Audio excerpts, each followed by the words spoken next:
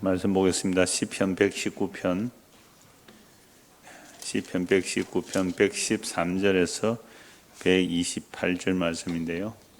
113절에서 120절까지만 봉독하겠습니다. 내가 두 마음 품는 자들을 미워하고 주의 법을 사랑하나이다. 주는 나의 은신처요 방패시라. 내가 주의 말씀을 바라나이다. 너희 행악자들이여 나를 떠날지어다. 나는 내 하나님의 계명들을 지키리로다. 주의 말씀대로 나를 붙들어 살게 하시고 내 소망이 부끄럽게 않게 하소서. 나를 붙드소서. 그리하시면 내가 구원을 얻고 주의 율례들에 항상 주의하리이다. 주의 율례들에서 떠나는 자는 주께서 다 멸시하셨으니 그들의 속임수는 허무함이니이다.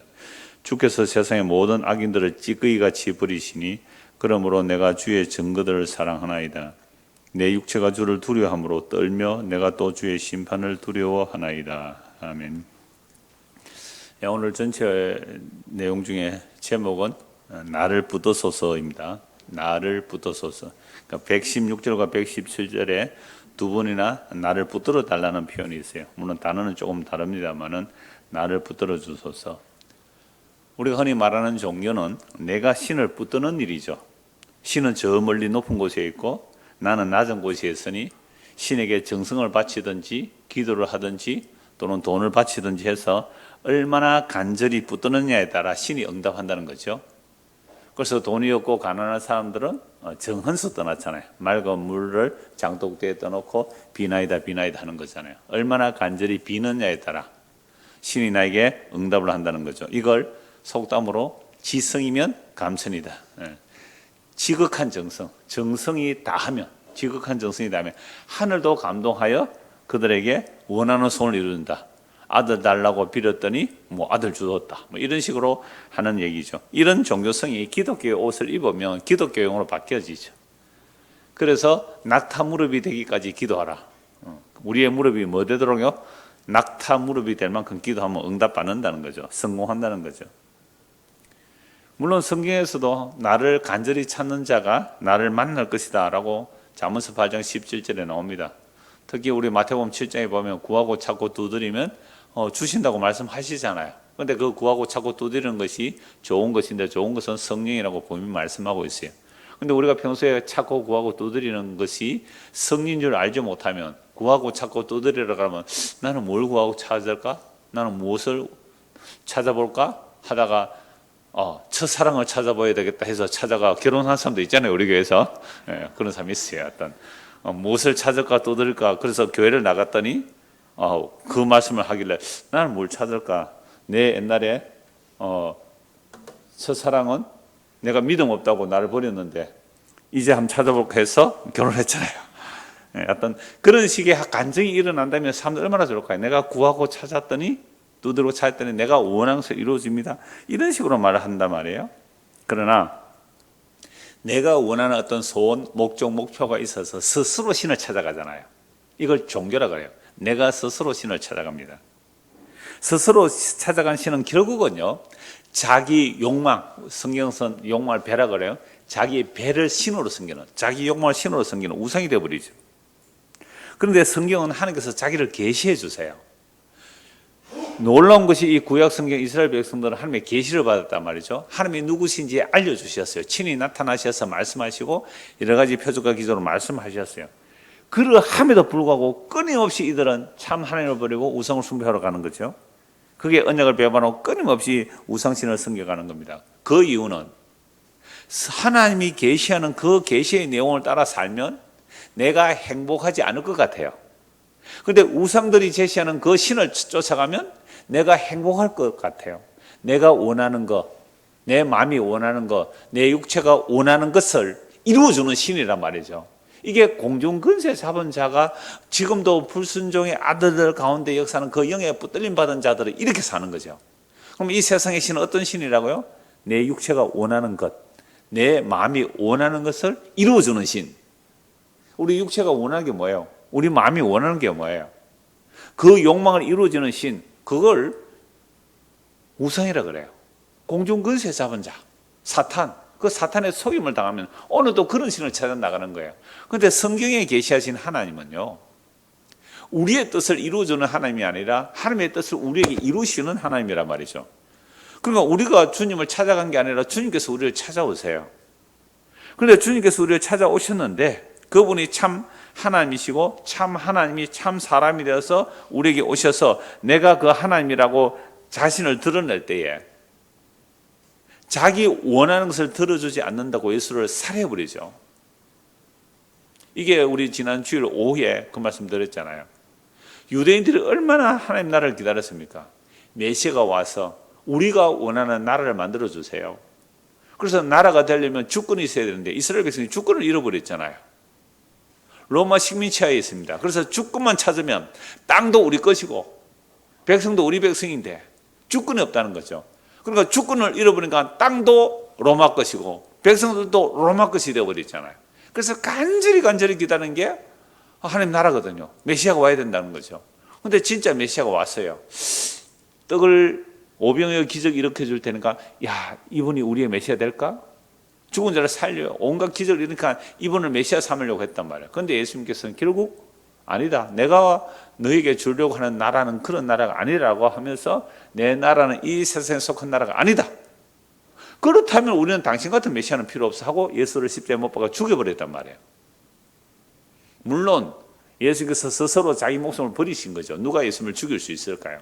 그러니까 이 사건을 통해 우리에게 뭘 보여주는가 하면 인간들이 스스로 신을 찾아가고 인간이 주체가 돼서 스스로 어떤 신을 상정하고 개념화해서 내가 신에게 뭔가 정성을 바쳐서 내 뜻을 이루려고 한다는 그 자체가 결국 우상숭배였고 특히 이스라엘 백성들은 하나님의 계시를 받았음에도 불구하고 자기들의 욕망에 눈이 가려져 있죠. 자기 욕망이라는 것이 눈이 가려져 있으니까 진짜 메시아를 어떻게 했다고요? 영광의 주를 십자가에 못 박아 죽여버렸다.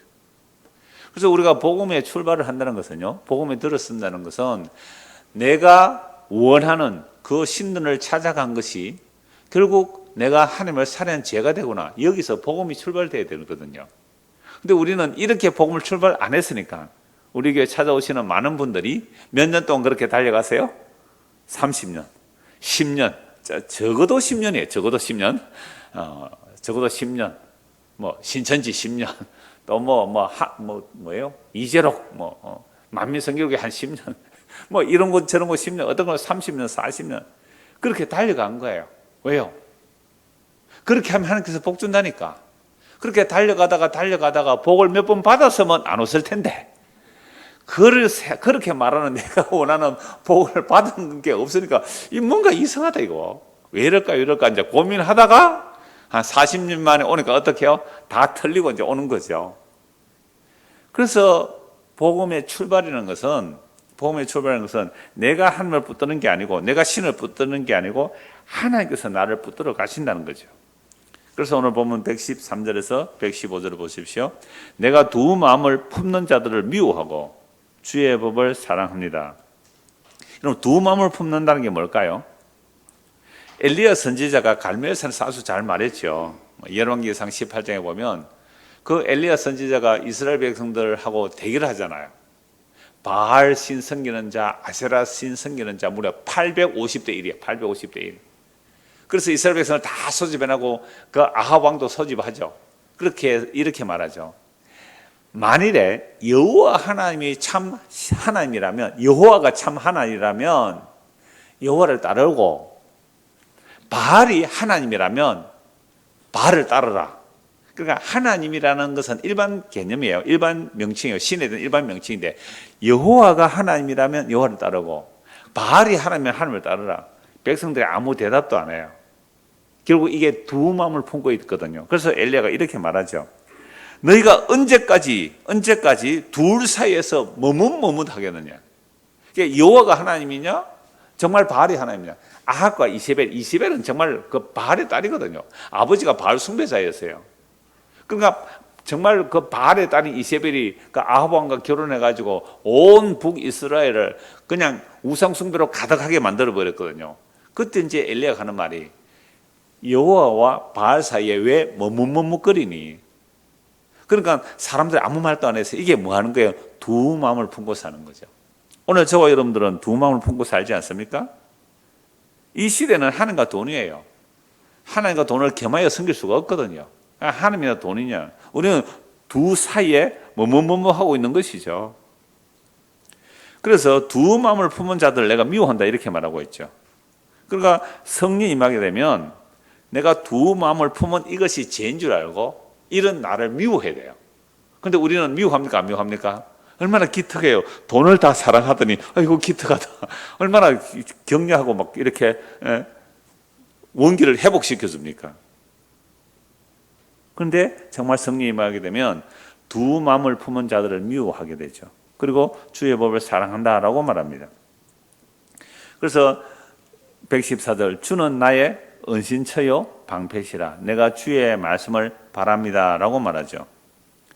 그러니까 이세벨이 그 엘리야를 죽이려고 하잖아요.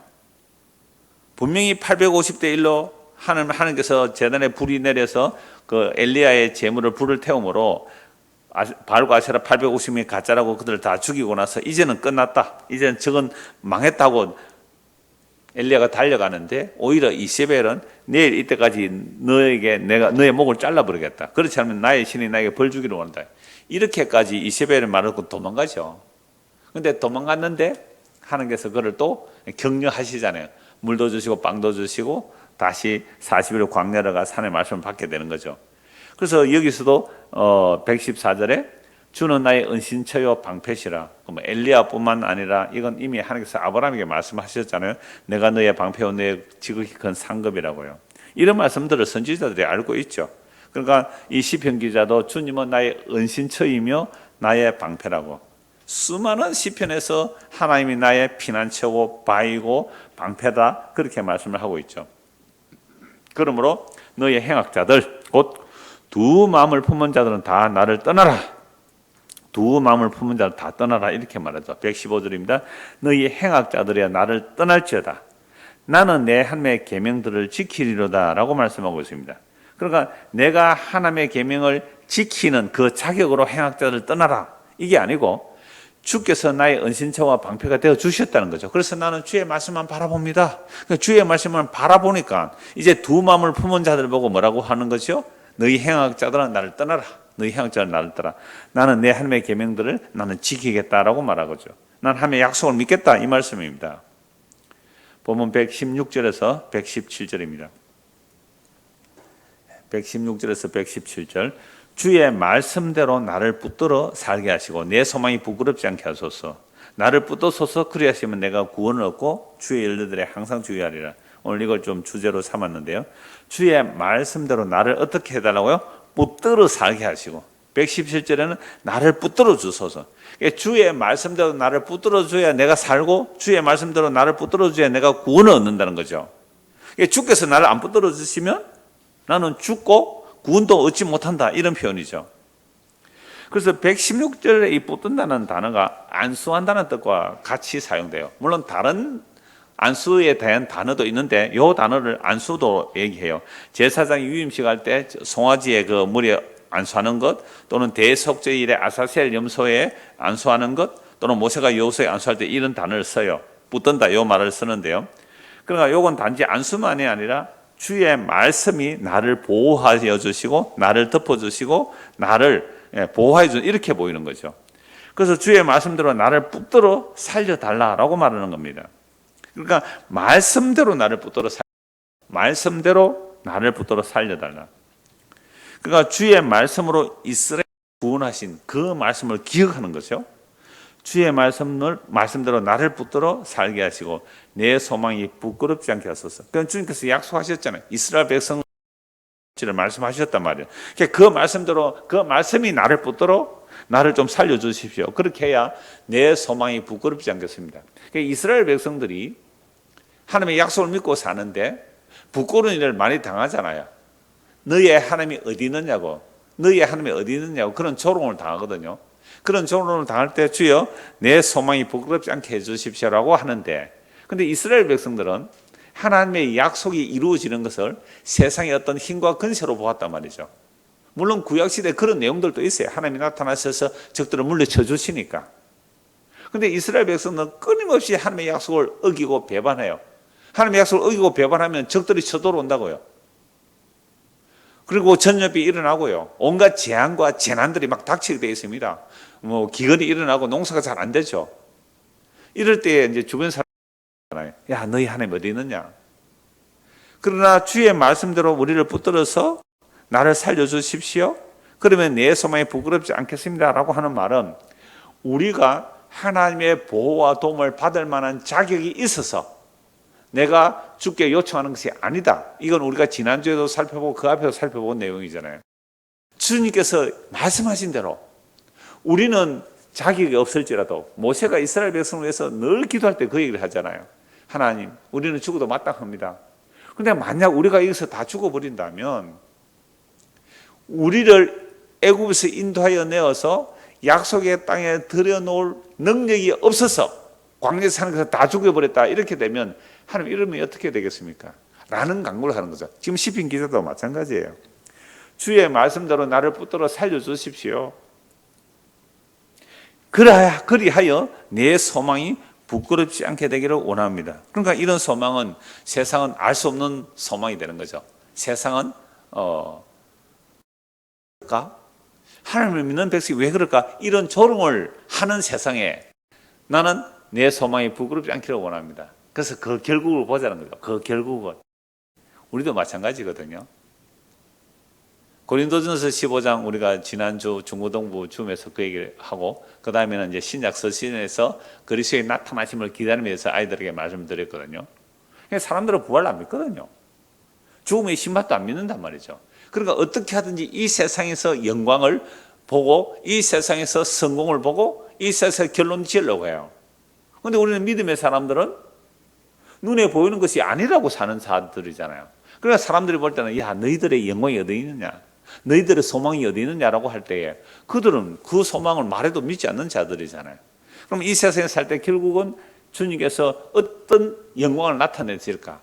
장초실 그리스도의 영광이 나타날 그때에는요, 이 세상의 헛된 영광을 소망으로 삼고 살았던 사람들은 다 심판받을 것이고, 보이지 않는 그리스도의 영광, 물론 십자가 나타난 그 십자가 안에 있는 하나님의 영원한 영광은 아무도 소망하지 않거든요. 그래서 결국은 그 소망이 부끄럽지 않게 될 날이 곧 다가올 거예요. 이걸 믿고 사는 자들이 믿음의 사람들이거든요. 주님의 그 영광의 날을 믿고 바울 사도는요, 만물의 찌꺼기 같은 대접을 받았다고요. 오늘 본문에도 나옵니다만은 하나님이시여 그들을 주께서 찌꺼기 같이 심판해 주십시오 하는데 사실은 그 찌꺼기 같은 대접을 받은 자가 예수님 아닙니까? 그리고 바울도 아닙니까? 그래서 이 세상이 보는 소망과 성경이 말하는 소망, 이 세상이 말하는 영광과 성경이 말하는 영광이 전혀 달라요. 그래서 116절 다시 보십시오. 주의 말씀대로 나를 붙들어 살게 하시고 내 소망 부끄럽지 않게 하소서. 그러니까 우리가 신앙생활 할 때요, 주의 말씀대로 믿어야지 그 말씀을 잘못 오해해가지고 헛된 영광 붙들었다면 그건 심판의 길로 가는 거 아닙니까? 117절입니다. 나를 붙드소서. 이건 앞에 단어하고 좀 다른데요. 이게 붙드소서는 나를 지지해 주십시오, 나를 견고하게 해 주십시오, 나를 보존해 주십시오, 그런 뜻입니다. 그래, 나를 붙들어 주십시오. 주님께서 나를 견고하게 붙들어 주십시오, 나를 지지해 주십시오. 그리하면 내가 뭘 얻고요? 구원을 얻고. 여러분, 우리는 종교가 아까 제가 처음 시작할 때 그래요. 종교는 뭐라 그래요? 내가 여기 있고 신이 저기 있는데 신을 어떻게 해요? 내가 착 잡아가지고 안 놓아야 된다는 거죠. 이렇게 할 때 주로 우리는 어떤 기도요? 야곱의 기도. 천사를 잡고 어떻게 해요? 복 줄 때까지 내가 안 놓을 겁니다. 복 줄 때까지 안 놓을 겁니다. 소나무 뿌리 뽑으라면 이렇게 나오잖아요. 아니, 야곱이 그렇게 빌어가지고 복 받았습니까? 병신됐습니다. 병신이라는 말을 요즘 장애인 언어 때문에 사용하지 말라 그러지만 리얼하게 하면 정말 병신됐죠. 평생 환도뼈 유골돼서 쩔뚝거리면서 환도뼈 힘줄을 끊어져 버리죠. 그러니까 대퇴부 인대가 끊어진 거죠. 그러니까 평생 쩔뚝거립니다. 그 당시 뭐 외과 수술해가지고 인대 뭐 깁는 수술도 없었잖아요. 평생 지팡이 잡고 살아가잖아요. 그게 뭐 복 받은 거예요. 기도해서, 간절히 기도해서. 야곱에서 이름이 이스라엘로 바뀌었는데 그게 무슨 복이에요? 아니, 복 받았다면 병신이 안 돼야 될 거 아닙니까? 그런데 평생 지팡이 짚고 사는 병신을 만들어 놓고 그걸 복 받았다, 기도하라. 이건 얼마나 성경 자체도 오해한 거 아닙니까? 그래서 우리가 예수를 믿는다는 것은요, 예수를 믿는 것은 주께서 나를 붙들고 가시는 거죠. 주께서 나를 붙들고 가시는 거죠. 그래서 야곱이 나중에 바로왕 만날 때 뭐라 그럽니까? 내 험악한 나그네 세월, 내 험악한 나그네 세월. 히터 좀 꺼주시죠. 공기가 여기 뭐 벌써 덥습니다.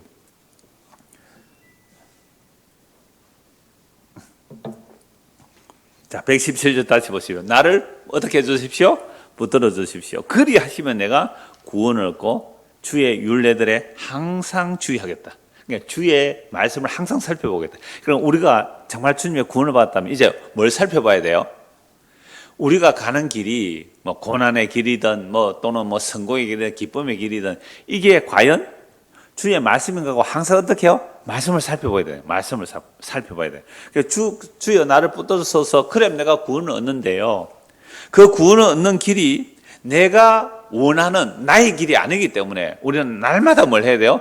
말씀을 살펴봐야 돼요. 말씀을 살펴봐야 돼요. 그럼 내가 가는 길이 지금 사람들이 야 너의 하나님이 어디 있느냐 그런 조롱을 받을지라도 그게 진짜 길이라면 기쁨으로 갈 수 있는 것이고 내가 아무리 세상 사람들이 부러워할 만한 성공의 길을 간다 할지라도 주의 말씀을 살펴서 이게 아니다 그러면 그건 멸망의 길이거든요. 그래서 어떤 길은 사람 보기에는 바르나 필경은 멸망의 길이다. 이거 어떻게 알겠어요? 어떻게 알아요? 뭘 보고? 주의 말씀을 살펴보는 거죠. 주의 말씀을 살펴보는 거예요. 118절입니다. 주의 율례들에서 떠나는 자는 주께서 다 멸시하셨으니 그들의 속임수는 허무함이니이다. 주께서 세상의 모든 악인들을 찌꺼기같이 버리시니 그러므로 내가 주의 증거들을 사랑하나이다. 내 육체가 주를 두려워함으로 떨며 내가 또 주의 심판을 두려워하나이다. 자, 주의 율례들에서 떠나는 자는 왜 떠날까요? 이게 주의 말씀의 길이다 하고 주를 붙들고 주께서 나를 붙들어 주셔서 내가 구원의 길로 가는데 그 길들이 좋아 보여요? 힘들어 보여요? 힘들어 보이잖아요. 힘들어 보여요. 지금 이번 주 성경 읽기가 디모데후서잖아요. 제가 아까 저녁 때 우리 교사 단톡에 어떤 선생님 글을 올렸는데 왜 바울에게 같이 있던 사람들이 다 떠나가 버렸는가? 누구도 떠나가 버리고 대만은 세상을 떠나가 버리고 아시아에 있는 모든 사람이 나를 떠나버리고 거기에 흐메와 뭐 부겔레오 이런 거 다 적어놨어요. 떠난 사람 조심해야 되는데 이런 거 다 적어놓고 말이죠. 떠난 사람 누구는 떠났고 누구는 떠났고 말이에요. 나는 누가만 남았다고요. 아시아에 있는 사람이 다 떠나갔다고. 그러니까 처음에 바울을 따라갈 때 바울이 처음에 뭐가 나타나세요? 엄청난 기적이 나요. 바울의 손수건만 갖다 올려도 병자가 낫잖아요. 그래서 지금도 거래가서 손수건 기도하고 있잖아요. 우리나라도 그렇고 외국도 기도해요. 손수건 잔뜩 사놓고 목사 한번 기도하는 거예요. 한 수백 장, 수천 장, 수만 장 기도하고 이 손수건 넘겨있다고 가서 한 장이 얼마 할까요? 그 손수건? 100원 주고 사와가지고 10,000원 좀 받아도 몇 배예요 그게. 그러니까 진짜 그런 감정 받거든요. 그래서 그 손수건을 내 배에 얹었더니 배가 갑자기 나왔습니다. 이거 위약 효과라 그래요? 위약 효과. 밀가루 모두 완전히 낫는다 그러면 낫는다고요. 위약 효과지.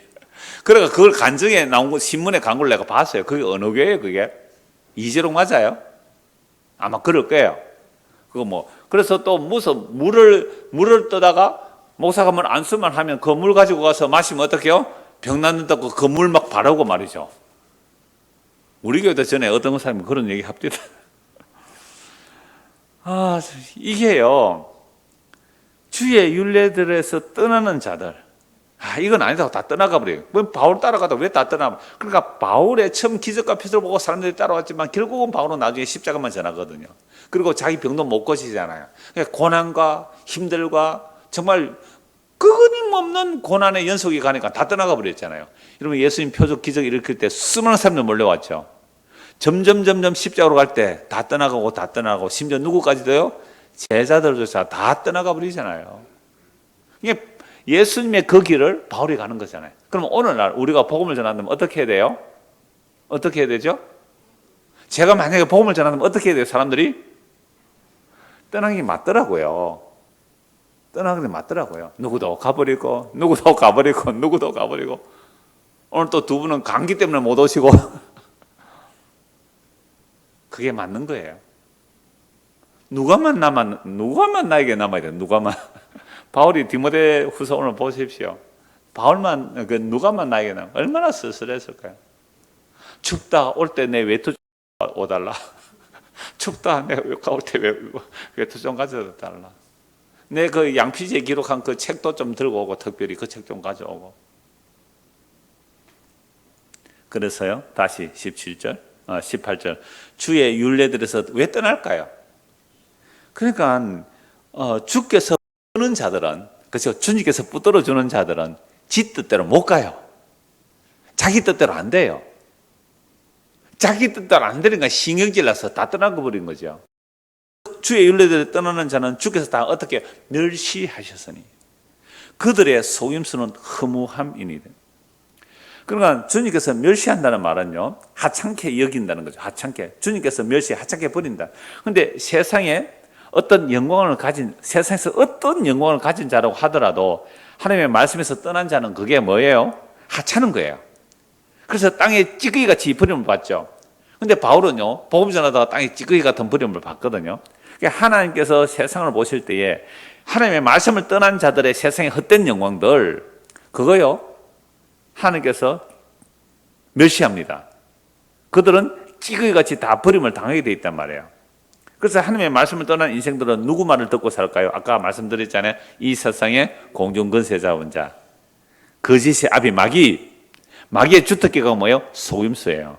마귀 주특기가 속임수라고요. 그러니까 그 허무한 데 속은 거예요. 허무한 것을 진짜처럼 여기며 살아가는 자들이죠.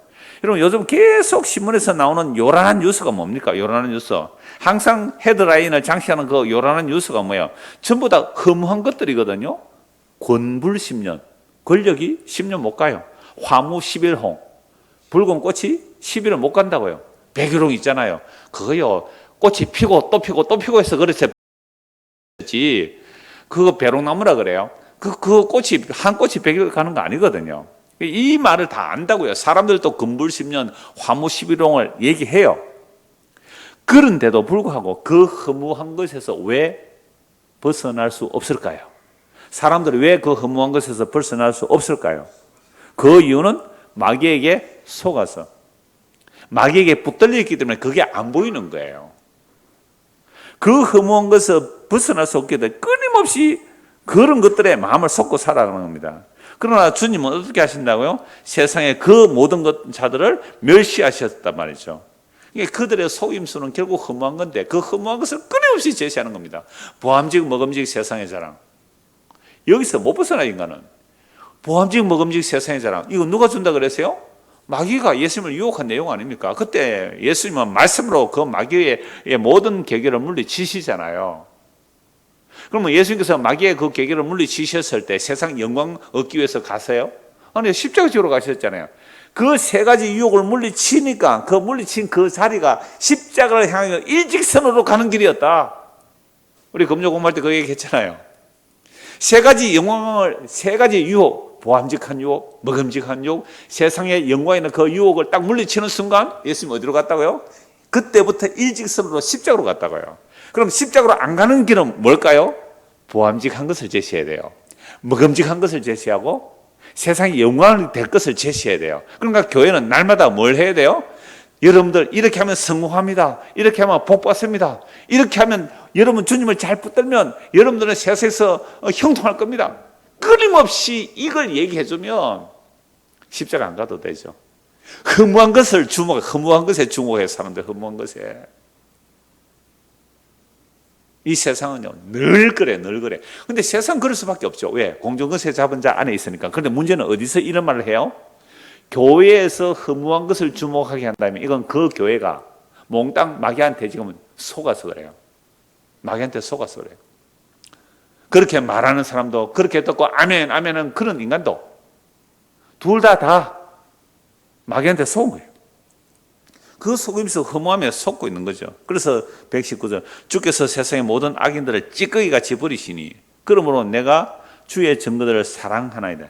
그리고 결국은 찌꺼기같이 버림받는데, 찌꺼기같이 버림받은 그들이 사실은 세상에서 어떻게 한다고요? 형통하고 승승장구가 잘 먹고 잘 살더라. 그게 시편 73편에 본 내용 아닙니까? 어떻게 악인이 형통하고 더욱더욱 부자가 되고 죽을 때 고통도 없이 재산은 자식에게 물려주고 저렇게 떵떵거리면서 수대로 살아가는데 나는 하나님의 말씀대로 경건하게 살려고 하니까 뭐밖에 안 받, 핍박밖에 안 받는다. 이번 주 디모데전서 후서 읽어보십시오. 무릇 그리스도 안에서 경건하게 살고자 하는 자는 뭘 받으리라? 핍박을 받으리라. 구원의 신약 같다니까요. 무릇 그리스도 안에서 경건하게 살고자 하는 자는 핍박을 받는데, 여러분 경건하게 살고 싶어요? 경건하게 살고 싶지 않아요? 경건하게 살면 핍박 받는다니까요. 여러분 이 정도 핍박 안 받고 사는 것은 왜 이럴까요? 경건하게 안 사니까 그래요. 저도 이만큼 핍박 안 받고 사는 것은 뭐요? 경건하게 안 살아서 그래요. 진짜 경건하게 살면요 온갖 핍박을 다 받을 거예요. 회개합시다. 주여, 우리가 지금 경건하게 살지 않고 있습니다.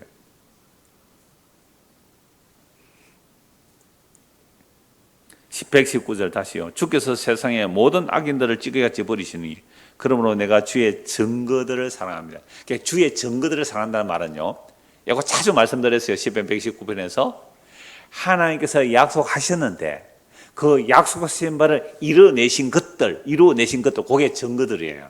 그러니까 우리가 성경을 왜 봅니까 지금? 이거 뭐 천몇백 년 전에 기록된 이 성경을 우리가 왜 봐요?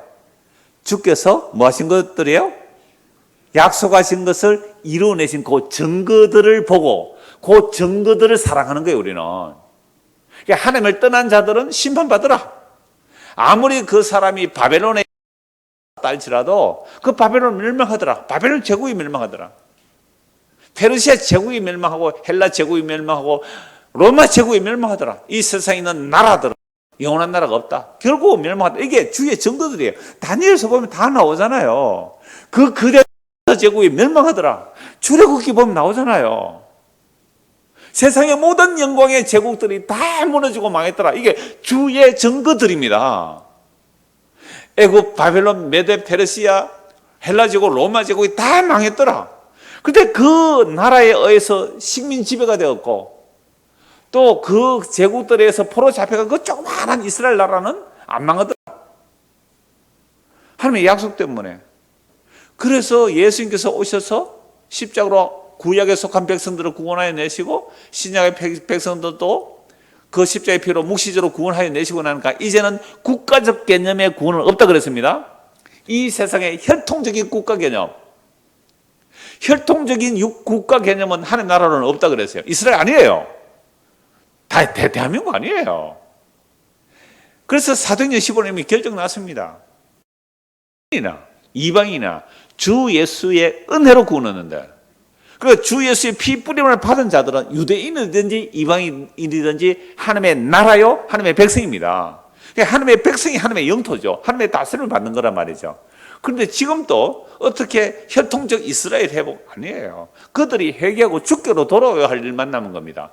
회개하고 주께로 돌아올 일, 이방인들이 회개하고 주께로 돌아올 일, 그게 십자가의 완성 이후의 역사예요.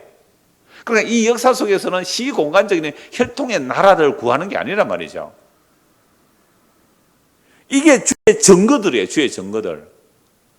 창세부터 말하기까지 주의 증거들이 어떻게 사복음서에서 그대로 드러났는지, 십자가가 어떻게 구약의 모든 하나님의 약속들을 이루어내셨는지 증거이지. 그게 증거의 증거. 그래서 예수님께서 십자가에 죽으시고 부활 성천하셔서 성령을 보내주셨을 때 예수님 이렇게 말씀하세요. 성령이면 너희가 무슨 증인이 되리라? 나의 증인이 되리라. 예수님께서 하나님의 모든 약속을 이뤘다는 그 예수의 증인들이 되는 거죠. 그리고 예수님께서 하신 일을 증거하는 것, 그게 오늘날 주의 증거들이죠. 그리고 성경을 보는 이유가 뭐예요? 나는 주의 증거들을 사랑합니다. 보세요. 세상의 모든 악인들은 주의 증거를 안 믿어요. 주의 심판을 안 믿어요. 그리고 세상의 영광을 살아가겠죠. 그러나 우리는 그런 거 아닙니다. 주의 증거들을 나는 사랑합니다. 그 주의 증거들이 다 이뤘다는 완성의 자리가 뭐예요? 십자가. 그래서 나는 예수님의 십자가를 사랑합니다. 예수 그리스도의 십자가 안에 하늘의 신령한 복이 다 들어있네요. 나는 그 십자가를 사랑합니다. 내가 주님의 십자가를 붙든 게 아니라 주님께서 나를 붙들어 주셨군요. 그럼 바울이 십자가 붙들었어요? 주님께서 바울을 붙들었어요? 그래서 바울이 하는 말이 뭐예요? 내가 붙잡으려고 달려가는 게 아닙니다. 주께서 나를 먼저 사로잡았는데 사로잡힌 바 된 그것을 잡으려고 나는 달려갈 뿐입니다.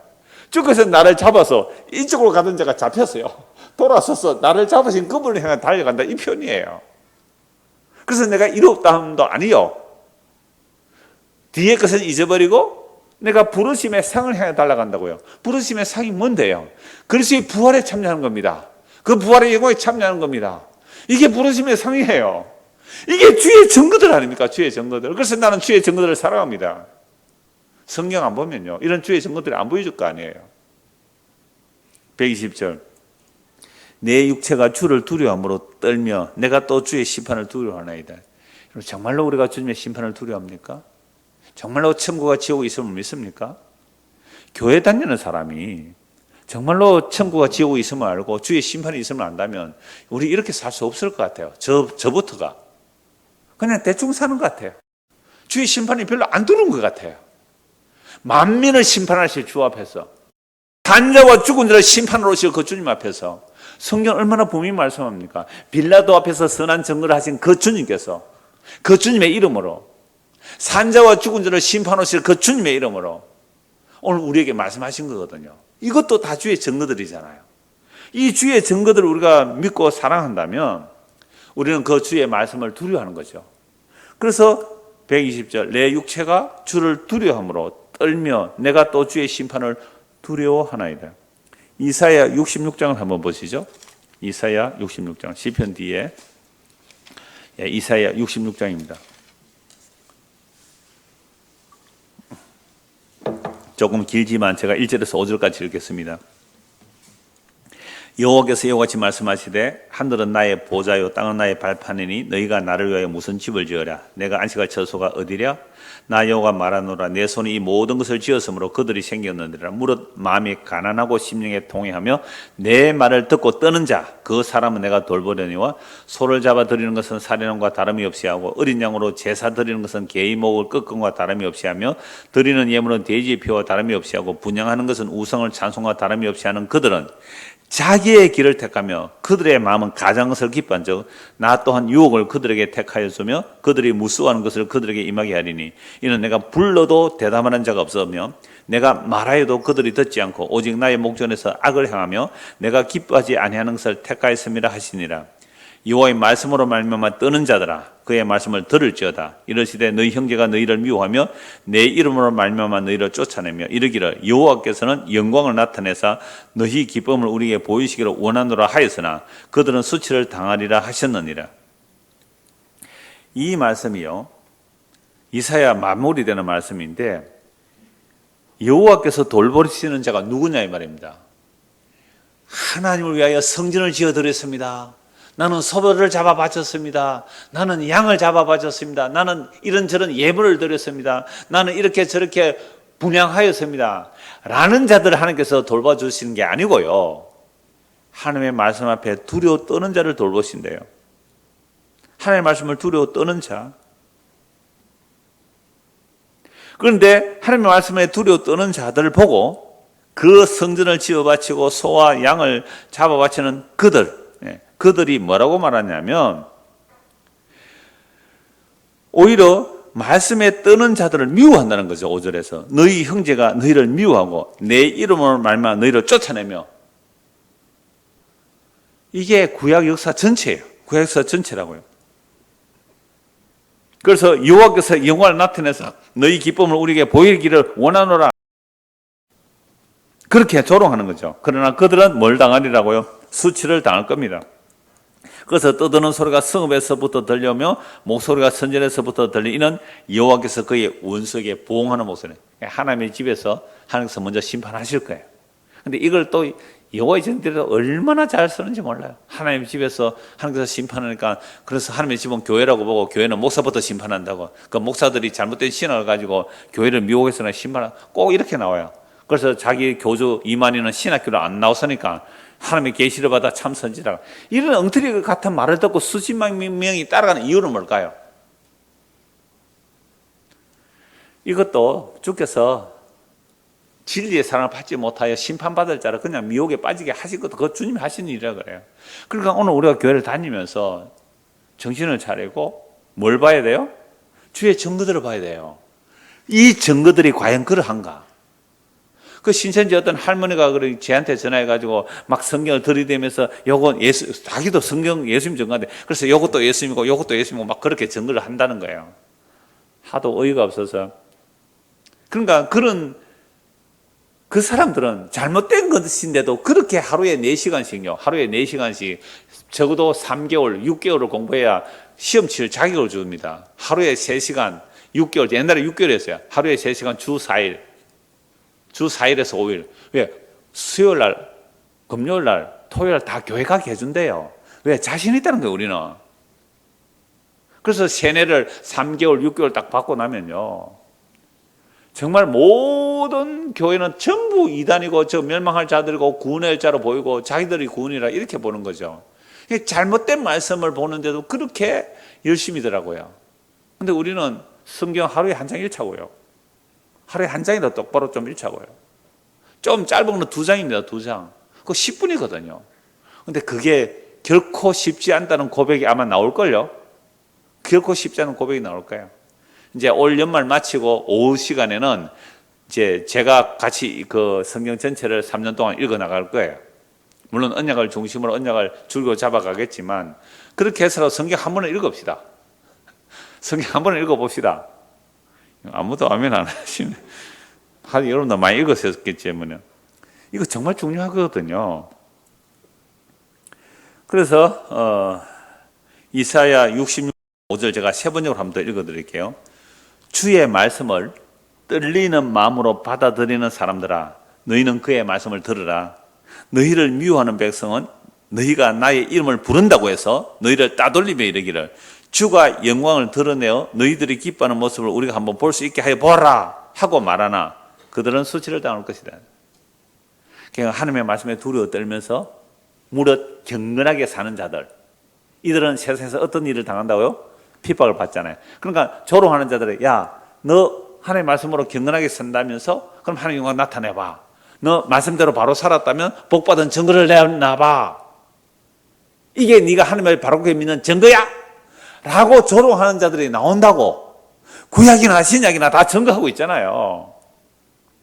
그러면 하나님의 말씀 똑바로 알고 좌우를 분별하면서 말씀대로 살기를 원하시겠어요?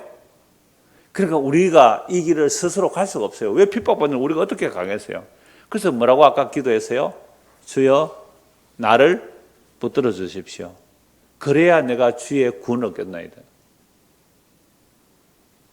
본문 121절에서 122절을 보겠습니다. 121절에서 122절. 내가 행하여 사오니 나를 박해하는 자들에게 나를 넘기지 마옵소서. 주의 종을 보정하사 복을 얻게 하시고 교만한 자들이 나를 박해하지 못하게 하소서. 내가 정의와 공의를 행하였다 이렇게 나오면 이건 또 자기 의가 될 수 있잖아요. 그러니까 이런 말은 자기 공로를 주장하기 위함이 아니고요. 앞에서 본 대로 주의 말씀을 무한 그 결과예요. 주께서 나를 붙들어 주셨고요. 주께서 나를 붙들어 주셨고 그 다음에 그렇게 되니까 주의 말씀을 내가 주위에서 살펴보았고 주의 말씀을 주위에서 살펴보니까 주의 말씀이 두려운 거예요. 주의 말씀이 두려우니까 주의 심판이 두려우니까 정의와 공의를 행할 수밖에 없죠. 그런데 이렇게 정의와 공의를 행하는 자들을 세상은 어떻게 해요? 박해요. 그런데 세상은요 박해 안 해요. 예수 믿는 사람이 세상에서 정말 정의롭고 공의롭게 살면 사람들이 뭐라 그럴까요? 칭찬한다고요. 야, 저 사람은 정말 예수 믿는 사람이래. 뇌물 하나도 안 받더라. 정의를 정말 사랑하고 공의를 지키더라. 그런데 나중에 알고 봤더니 저 사람이 예수 믿는 사람이더라. 오히려 세상은 칭찬할 거예요. 그런데 문제는 정말 정의와 공의를 행하는 자를 어디서 핍박해요? 교회에서 핍박해요. 이스라엘 공동체에서 핍박해요. 진짜 정의와 공의 그 자체신 예수를 핍박하고 죽여버렸어요. 그래서 참 선지자들은 항상 하나님의 말씀을 선포할 때에 언제나 핍박받았어요. 구약이나 신약이나 마찬가지란 말이죠. 그래서 오늘날 교회 안에서 주님의 말씀에 뜨는 자들을 교회 안에서 박해한다면 그것은 이미 교회가 아니죠.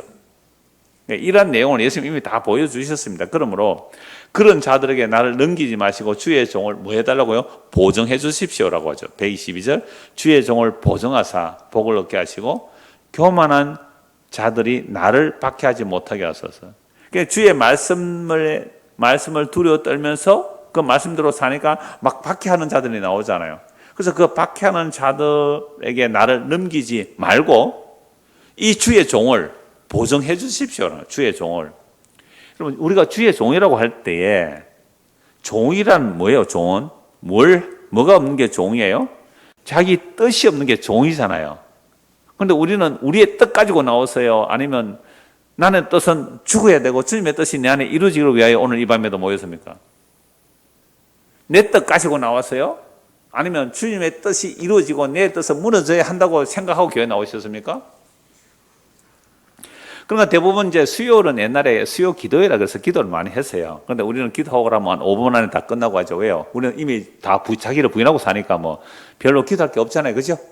자기를 부인하고 사니까 그냥 빨리 기도하고 가시는데, 그러니까 우리가 주의 종이라서 내 뜻은 없는 거예요. 주의 뜻이 내 안에 이루어지도록 기도하는 그게 진짜 종이잖아요. 그러니까 여러분들이 주의 뜻대로 얼마나 잘 사셨으면 뭐 5분도 기도할 게 없으니까 우리의 뜻은 없고 주의 뜻대로 다 살고 계시는 건 그렇게 하시죠. 그러니까 지금 주의 뜻대로 살아가는 일을 박해하니까 나를 그들에게 넘기지 마시고 주의 종을 보정해서 복을 얻게 하시고 교만한 자 나를 박해하지 못하게 해주십시오라고 하는데요. 이 보정에 대해서 좀 성경의 말씀을 드릴게요. 잠언서에 보정이 많이 나오는데요. 잠언서에서 보정은 하라고 해요? 하지 말라고 해요? 하지 말라고 해요. 그러니까 잠언서에서 이렇게 말씀합니다. 보정하면 손해를 당하여도 보정이 되기를 싫어하면 평안하다. 잠언서 11장 15절인데요. 그러니까 우리가 세상에서 보정해서 망한 사람 한두 사람 아니잖아요. 주변에 그런 사람들 많죠. 지혜 없는 자는 남의 손을 잡고 그 이웃 앞에서 보정이 되는. 그러니까 지혜 없는 자가 남의 보정된다 이 말이거든요. 그래서 보정을 서지 말라라고 잠언서 22장 26절에 말씀하세요. 자, 그런데도 자기 손해를 감수하고 보정이 된다면 이것은 바보라는 거예요. 바보. 손해를 보는 거잖아요. 그러니까 손해를 감수하고도 보정을 서주시는 분이 계세요. 성경에서. 누구예요? 예수님인데 그걸 이미 모형으로 보여준 자가 보아스 아닙니까?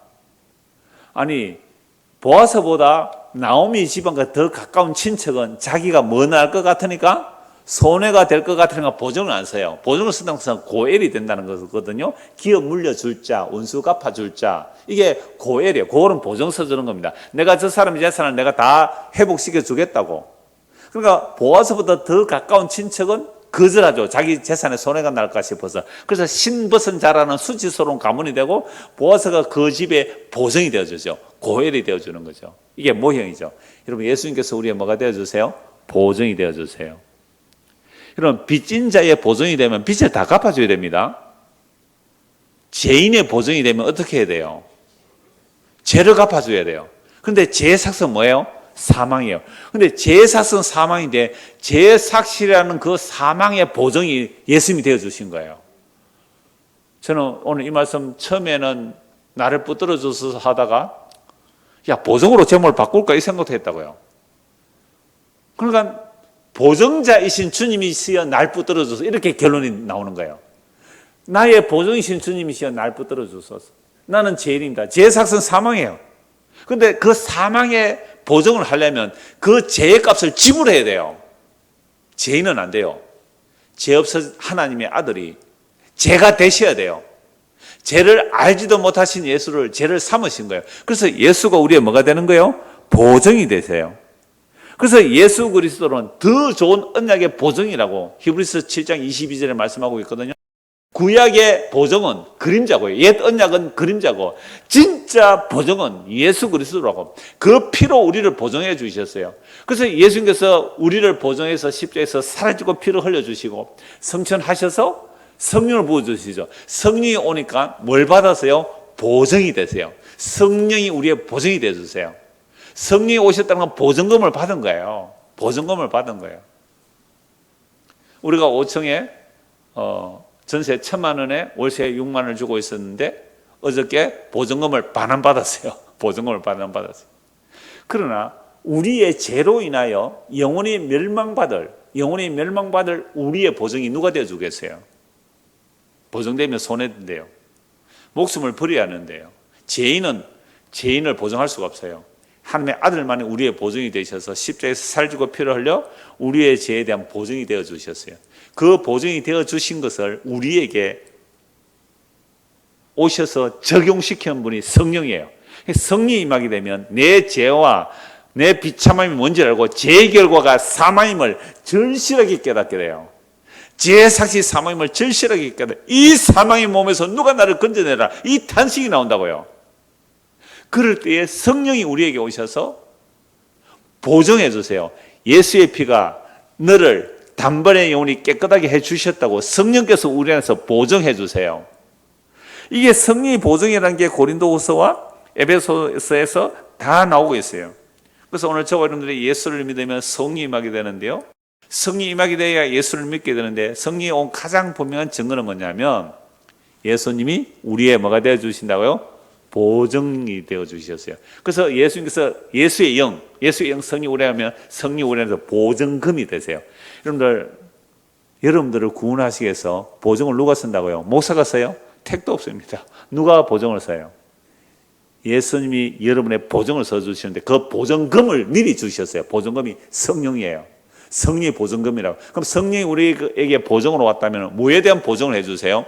죄사함과 하나님의 나라를 기업으로 받을 것과 그 아들됨과 그리고 영원한 영생과 그리고 부활의 영광을 새하늘과 새 땅의 백성이 됨을 이게 성령이 보증해 주세요.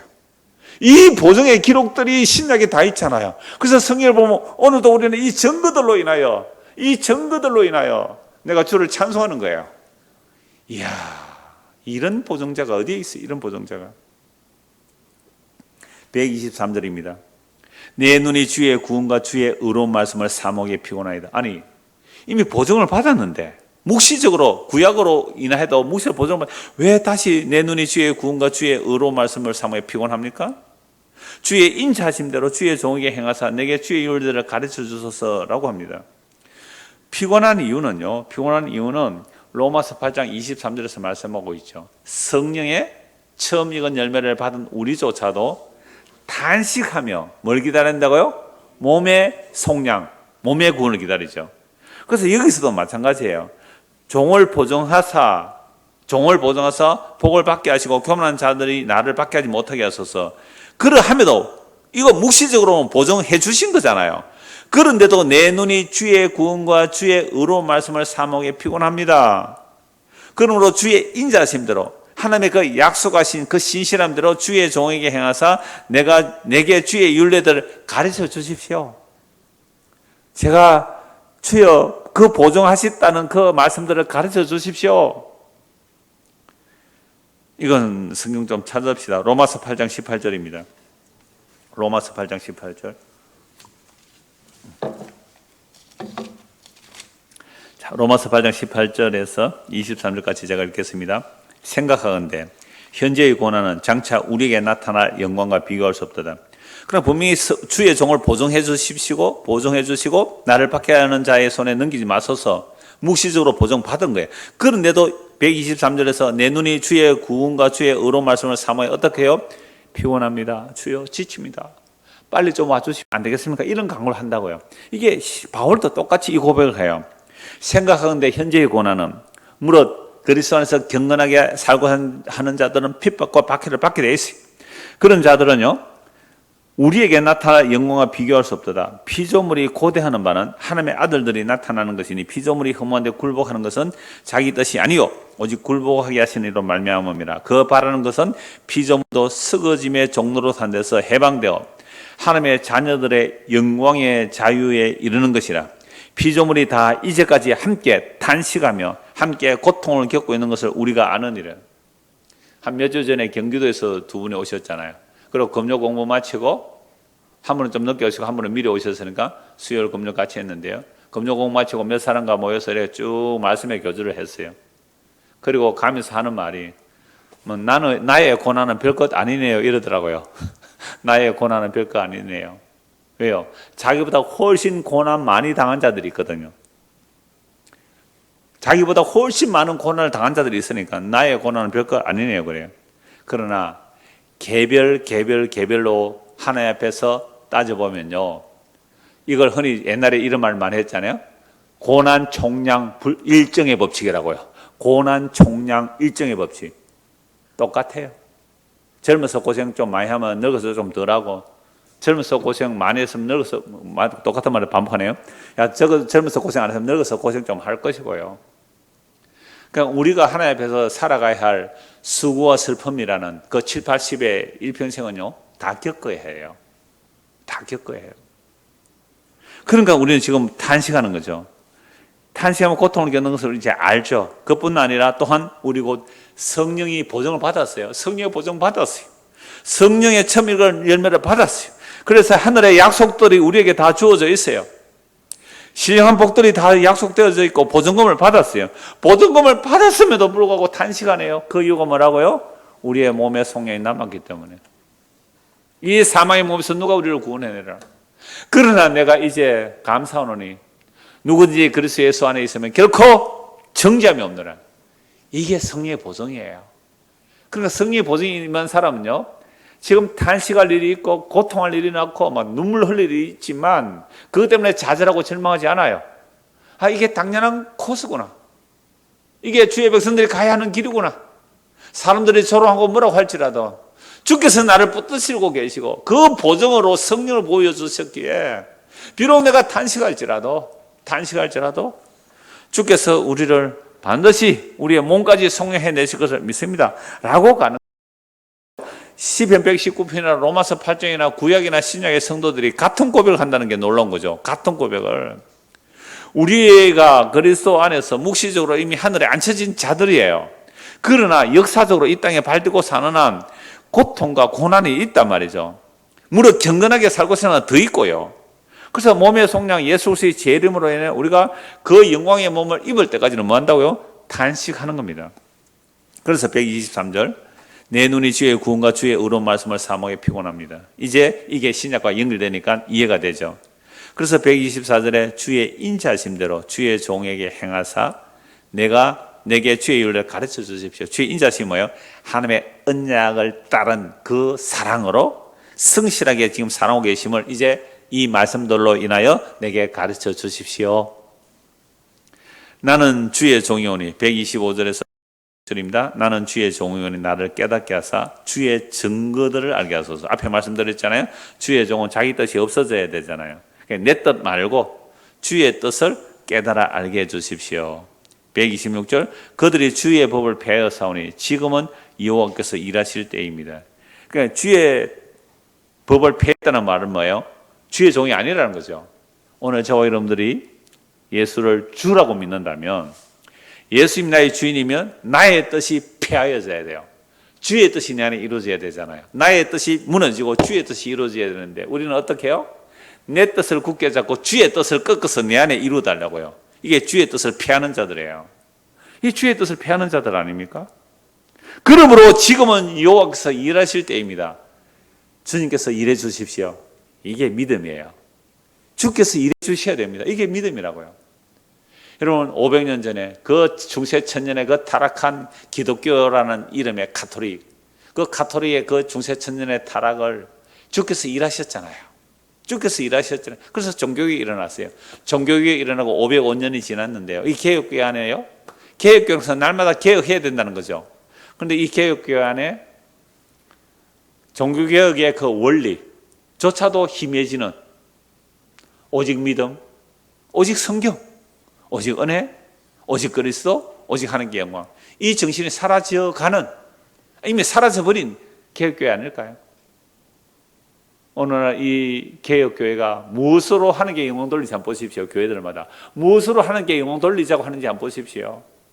미련하고 어리석은 그 십자가가 하나님의 영광이라고 말하는지, 아니면 예수 믿는 우리가 세상에서 성공하고 잘되고 세상에 보암직한 것들을 제시하는 이것이 하나님의 영광이라고 말하는지, 주의 증거들을 분별하셔야 되죠. 주의 증거들을 확인하셔야 되죠.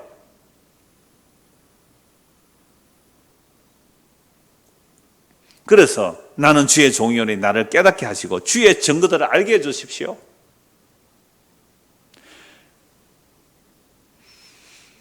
제가 한교에서 이렇게 지금까지 말씀을 전하오면서 주의 증거들을 보니까 더욱더 분명해요. 주의 증거들을 보시라고. 주의 증거들을 어떻게 전개해 가시는지 하나님께서. 그들이 주의 법을 폐하여 사오니 지금은 여호와께서 일하실 때입니다. 저는 이게 오늘 기도 제목이에요. 주여, 먼저 저에게, 우리 교회 안에, 이 땅의 교회들에게 주께서 일해 주십시오. 그러므로 이제 이 뜻을 알았어요? 그러므로 내가 주의 계명들을 뭐보다 사랑한다고요? 금, 곧 순금보다 더 사랑합니다. 이 주의 뜻을 진짜 제대로 알았다면, 주의 뜻을 정말로 제대로 알았다면 금보다 귀해요, 이게. 왜요? 근거는 사라져요. 그렇죠? 근거는 사라져요. 세상의 영광이 사라진다고요. 눈에 보이는 우리도 사라진다고요. 50년대 여기 있을 사람 한 명도 없다고요. 미안합니다. 청년 한 명 빼고 50년 뒤로 살아날 가능성이 좀 있네요, 청년은. 그러니까 지금 다 사라지고 우리 다 사라져요. 허무한 거예요, 그게. 그런데 뭐예요? 주의 계명을 알았다면 나는 뭐예요? 정금보다 더 귀합니다. 청년 때 꼭 기억하십시오. 주의 심판 기억하시고, 내가 이 세상에 열심히 일하십시오. 성공도 하십시오. 그러나 그보다 더 귀한 것이 주의 심판, 더 두려워할 것이 주의 심판이고요. 그걸 알았다면 주의 말씀이 정금보다 더 귀하다는 거잖아요. 128절 같이 읽읍시다. 그러므로 내가 범사에 모든 주의 법도들을 바르게 여기고 모든 거짓 행위를 미워합니다. 그러나 내가 범사에 모든 일에 주의 말씀이 바랍니다. 주의 말씀이 옳습니다. 라고 하고 거짓 행위를 미워하는 거예요. 거짓 행위를. 이 은혜가 저와 여러분에게 임하기를 간절히 소원합니다. 기도하겠습니다. 하나님 아버지, 주의 증거들이 이렇게 분명합니다. 그런데도 우리는 주의 증거들을 버리고 내가 주인이 되어 내 뜻을 펼치려고 주의 뜻을 무시하고 피하여 버리는 우리들에게 주여 일하여 주시옵소서. 그래야 십자가로 하나님의 약속을 이루신 그 주님이 우리 안에 성령을 보존으로 보내주셨기에 성령께서 우리의 지각을 열어주시고 주의 증거들로 인하여 날마다 똑바로 그 말씀을 보고 갈 수 있도록 은혜를 더하여 주시옵소서. 예수 그리스도로 기도드리옵나이다. 아멘.